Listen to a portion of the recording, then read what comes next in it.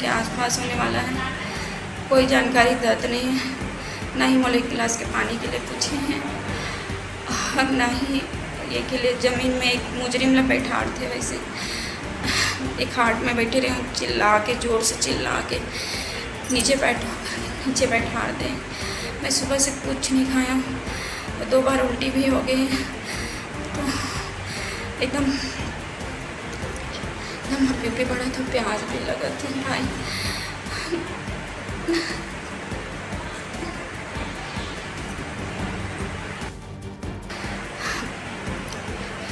जानू भाई, ये वीडियो मैं आप मन पर डाला था, मोला का चीज़ पर रखे, मोला नहीं पता।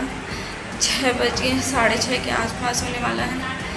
कोई जानकारी दर्ज नहीं है, ना ही मोला एक गिलास के पानी के लिए पूछे हैं और ना ही ये के लिए। ज़मीन में एक मुजरिम लपेटाड़ थे, वैसे एक हाट में बैठे रहे, चिल्ला के, ज़ोर से चिल्ला के नीचे बैठा दें। मैं सुबह से कुछ नहीं खाया, 2 बार उल्टी भी हो गई, तो एकदम हप्पी पड़ा था, प्याज भी लगा था भाई।